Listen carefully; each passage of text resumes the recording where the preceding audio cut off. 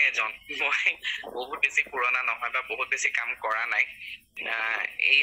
এইখন ঠাইলৈ অহা বা এইটো ফিল্ডলৈ এইখন ফিল্ডলৈ অহা মোৰ 3 বছৰেই হৈছে মাত্ৰ 3-4 বছৰ হৈছে গতিকে বহুত বেছি পুৰণাও মই নহয় উপদেশ বুলি যদি কওঁ মই এটাই ক'ম যে সদায় সৎ হৈ থাকিবা সততা সদায় ৰাখিবা নিজৰ মৌলিকতাক নিজে বা নিজৰ যিখিনি স্বকীয়তা আছে সেইখিনি দাঙি ধৰিবলৈ সদায় চেষ্টা কৰিবা সৎ পথেৰে আৰু লগতে ভাল লেখক হোৱাৰ প্ৰথমটো খোজেই হৈছে কিন্তু ভাল পাঠক হ'ব লাগিব এজন ভাল পাঠকহে ভাল লিখক হ'ব পাৰে আমাৰ ক্ষেত্ৰত এনেকুৱা হয় যে আমি 2-3খন কিতাপ পঢ়ি আমি ভাবি লওঁ যে আমি পাৰিম লিখিব কিন্তু সেইটোৱে যথেষ্ট নহয় অধ্যয়নশীল হ'বই লাগিব প্ৰত্যেকজন লেখক অধ্যয়নশীল হ'ব লাগিব তেতিয়াহে মানুহে তোমাৰ সেই লেখাবোৰৰ মাজত সেইখিনি বিচাৰি পাব বুলি ভাবো হয় দাদা ইয়াৰ পিছত মাইনুৱাৰা বেগম বৰপেটা জিলাৰ এগৰাকী আমালৈ প্ৰশ্ন ৰাখিছিল আপোনাৰ নিৰিবিলিত ময়ূৰে ৰাধাক কল্পনাত লগ পোৱাৰ দৰে কৌশিক নন্দন বৰুৱাই তেওঁৰ উপন্যাসৰ চৰিত্ৰৰ মাজত কোনোবা এটা চৰিত্ৰক ময়ূৰে অনুভৱ কৰাৰ দৰে অনুভৱ কৰে নেকি তেনেকুৱা ঠিক নহয় কোনোবাটো চৰিত্ৰক কল্পনাত লগ পোৱাৰ দৰে নহয় কিন্তু যেতিয়া লিখি থকা যায় সেই কাহিনীটোৰ মাজত থকা যায় তেতিয়া কেতিয়াবা এনেকুৱা হয় যে কোনোবা এটা দৃশ্য মই সাধাৰণতে ৰাতিয়ে লিখো তেতিয়া প্ৰায় এনেকুৱা হয় যে কোনোবা এটা দৃশ্যক মই সেই দৃশ্যটোত মই নিজে সোমাই মোৰ চাৰিওফালে যে সেই চৰিত্ৰখিনি আছে মই তাৰ মাজত কোনোবা এটা চৰিত্ৰ হৈ লৈ পেলাই সেই চৰিত্ৰটো হৈ পেলাই সেই চৰিত্ৰকেইটাৰ লগত কথা পাতিছো সেইদৰে কেতিয়াবা নিজক নিমজ্জিত কৰি লোৱা যায়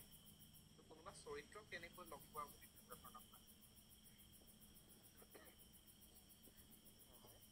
ইয়াৰ পিছত নগাঁও জিলাৰ হৰ্ষিতা মেধিয়ে দুটা প্ৰশ্ন ৰাখিছিলে আপোনালৈ কাৰোবাক এৰি আগবাঢ়ি যোৱাটো সঠিক নে লগত লৈ আগবাঢ়ি যোৱাটো সেইটো প্ৰশ্নটি উত্তৰ আছে নিশ্চয় লগত লৈ আগবাঢ়ি যোৱাটো এৰি যোৱাটো কেনেকৈ সঠিক হ'ব পাৰে নিশ্চয় লগত লৈ আগবাঢ়ি যোৱাটো সঠিক মোৰ মতেৰে আৰু এটি প্ৰশ্ন ৰাখিছিলে আজিৰ দিনত মানুহবোৰ ইমান নিসংগ কিয় নিসংগতাৰ পৰা কেনেকৈ ৰক্ষা হ'ব পাৰি নিসংগভাৱে থকাই ভাল নেকি আচলতে কথাটো এনেকুৱা হয় আমি অলপ বেছি যান্ত্ৰিক হৈ গৈছে নেকি আমাৰ মাজত আন্তৰিকতাবোৰ অকণমান কমি গৈছে আমি মানুহে মানুহৰ খবৰো লওঁ কিবা কাৰণবিহীনভাৱে খবৰ আজিকালি কোনেও নলয় ফোনটো কৰি পেলাই কি কৰিছ ক'ত আছ কি খবৰ বুলি শুনি পেলাই শুনচোন কথা এটা আছিলে শুনচোন কাম এটা আছিলে এই বুলি আমি আৰম্ভ কৰো নহয় জানো কোনো কাৰণ নোহোৱাকে মোৰেই চাগে শেষৰটো ফোন কল যিটো কোনো কাৰণ নোহোৱাকে মোলৈ আহিছিল মোৰ মনত নাই গতিকে তেনেকুৱা ধৰণৰ কথা আৰু আমাৰ আজিকালি এনেকুৱা হৈ গৈছে যে আমাৰ আচৰিতহে লাগে কোনোবাই যদি কাৰণ নোহোৱাকে ফোন কৰে আমাৰ আচৰিত লাগে কিয় ফোন কৰিলে কথা তেনেকুৱা মানে বস্তুটো ইমানেই বেছি আমি মানে কি আৰু আত্মকেন্দ্ৰিক বা স্বাৰ্থকেন্দ্ৰিক হৈ গৈছে কথাবোৰ গতিকে সেইবোৰ কথাৰ মাজত যেতিয়া আমি বেছিকৈ যন্ত্ৰৰ মাজত কটাবলৈ ল'ম তেতিয়া আমি বেছিকৈ নিসংগ হৈ যাম নহয় জানো আৰু লগতে আমাৰ এটা ধাৰণা খুব আছে যে এই পৃথিৱীখনত সংগ দিবলৈ অকল মানুহেই আছে এই ধাৰণাটো বেছিকৈ আছে কাৰণে আমি বেছি নিসংগ হৈ যাওঁ নেকি কিন্তু সংগ দিবলৈ অকল মানুহ নাই পৃথিৱীখনত বহুত বস্তু আছে আমাৰ সংগ দিবলৈ তাৰ উপৰিও নেদেখা বস্তুৰ কথা মই অলপ আগতে যিটো ক'লো সাহিত্য সংগীত বা বিভিন্ন কলা সেইসমূহো আছে আমাৰ সংগী দিবলৈ কিন্তু কেৱল মানুহকে একমাত্ৰ সংগ বুলি ভাবি ল'লে আমি চাগে নিসংগ হোৱাটো স্বাভাৱিক